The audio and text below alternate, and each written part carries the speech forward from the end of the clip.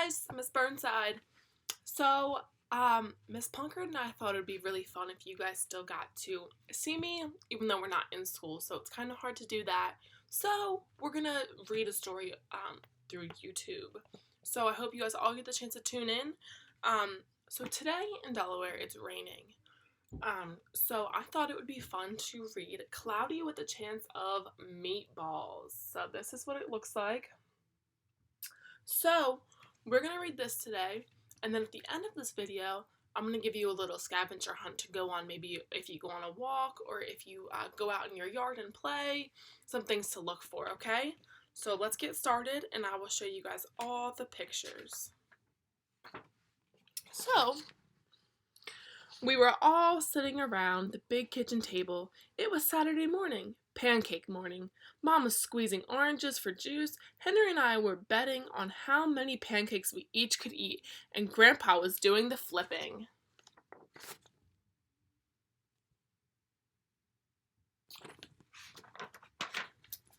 Seconds later, something flew through the air, headed toward the kitchen ceiling.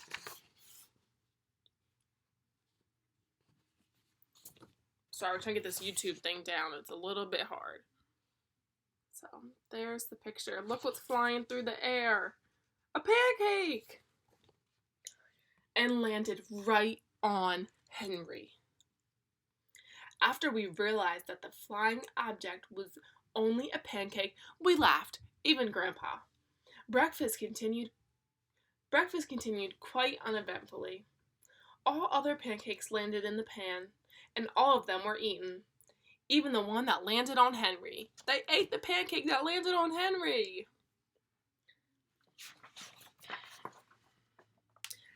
That night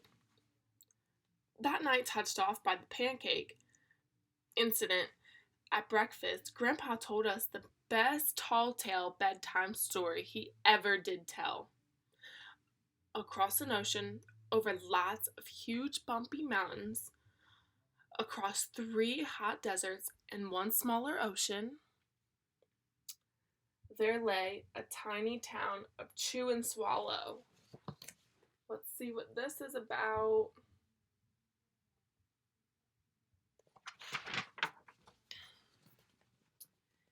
In most ways, it was very much like any other town. It had Main Street lined with stores, houses with trees, and gardens around them. A schoolhouse, about 300 people, and some assortments of cats and dogs. But there were no food stores in town of Chew and Swallow.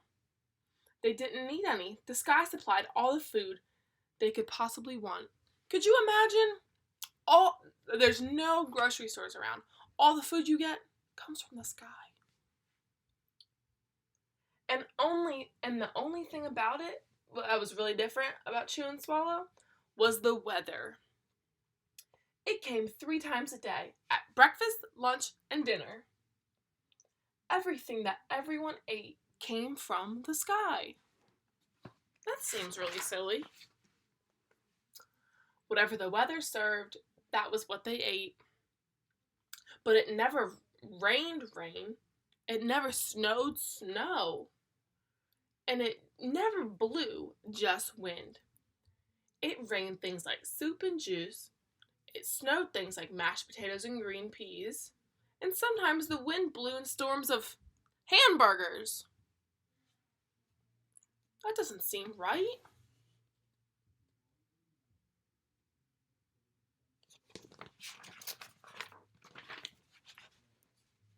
The people could watch the weather report on television in the morning, and they would even hear a prediction for the next day's food.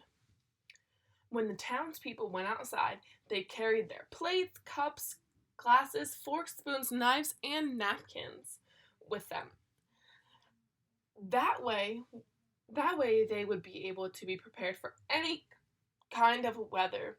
If there were leftovers, and there usually were, the people took them home and put them in their refrigerators in case they got hungry between meals.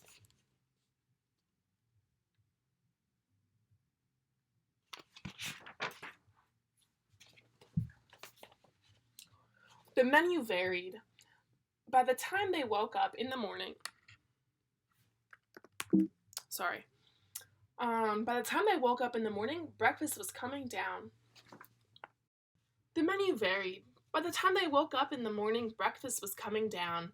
After a brief shower of orange juice, low clouds of sunny side up eggs moved in, followed by pieces of toast.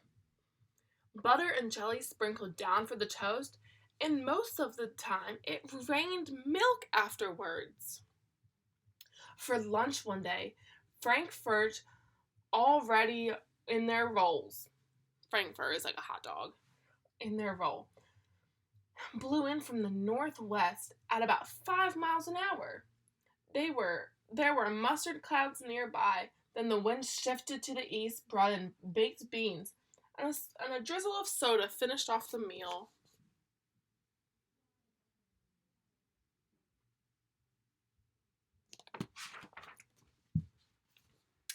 Dinner one night consisted of lamb chops, becoming heavy at times, with occasional ketchup.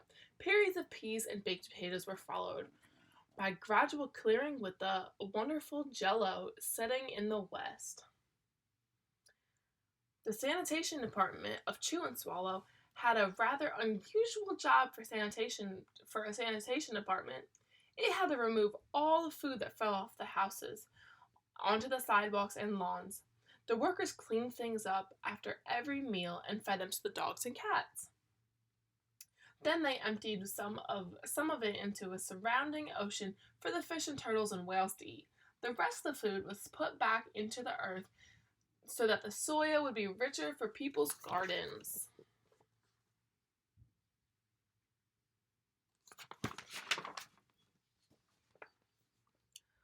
Life for the townspeople was delicious until the weather took a turn for the worst. One day there was nothing but Gorgonzola cheese all day long. And the next day there were Brussels sprouts and peanut butter with mayonnaise. And the next day there was only broccoli, all overcooked. Another day there was pea soup fog. No one could see where they were going, and they could barely find the rest of the meal that got stuck in the fog.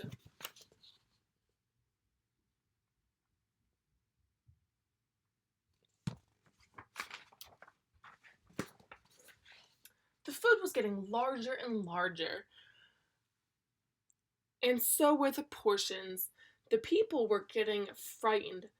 Violent storms blew up frequently. Awful things were happening. On Tuesday, there was a hurricane of bread and rolls. All day long and into the night, there were soft rolls, hard rolls, some with seeds, some without. There was white bread and rye bread and whole wheat toast. Most of it was larger than they had ever seen bread and rolls before. It was a terrible day. Everyone had to stay indoors, kind of like we're doing now. Roofs were damaged, and the sanitation department was beside itself. The mess took the workers 4 days to clean up, and the sea was full of floating rolls. To help out, the people piled up as much bread as they could in their backyards. The birds picked at it, but it just stayed there until it got staler and staler. There was a storm of pancakes one morning, and it downpoured maple syrup that nearly flooded the town. A huge pan of cake covered the school.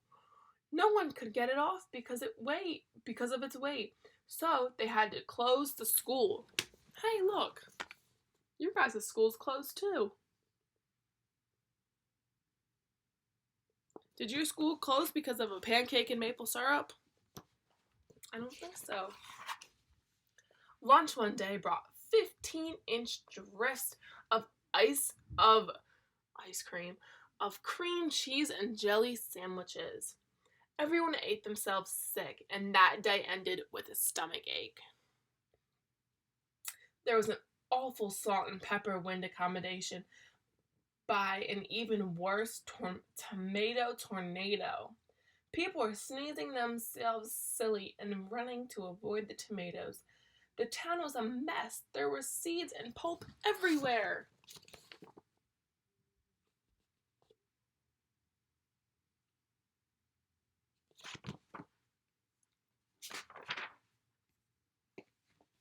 The sanitation department gave up. The job was too big. Everyone feared for their lives.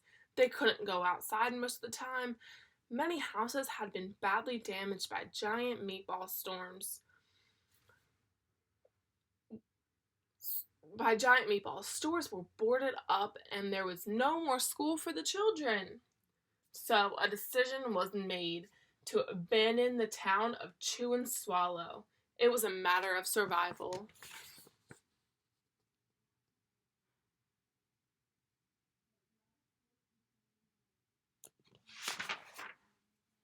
The people glued together a giant piece of stale bread style sandwich with peanut butter, took the absolute necessities with them, and set sail on their rafts for a new land.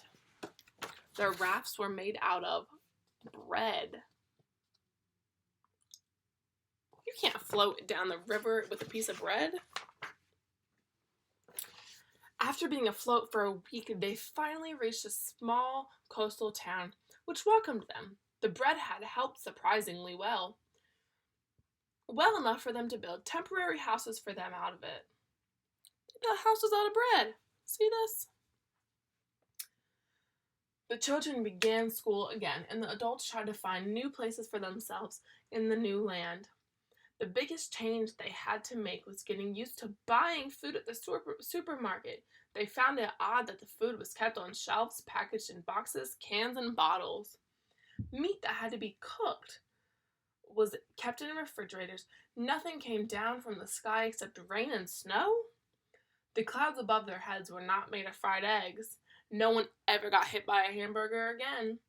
And nobody dared to go back to Chew and Swallow to find out what had happened. They were too afraid. Henry and I were awake until the very end of Grandpa's story. I remember his good night kiss.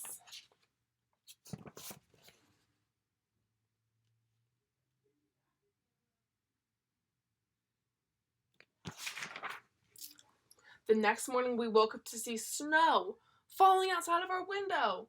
We ran downstairs for breakfast and ate a little faster than usual so we could go sledding with Grandpa. It's funny, but even as we were sledding down the hill, we thought we saw a giant pat of butter at the top, and we also smelled mashed potatoes. So they thought they were in the town of Chew and Swallow.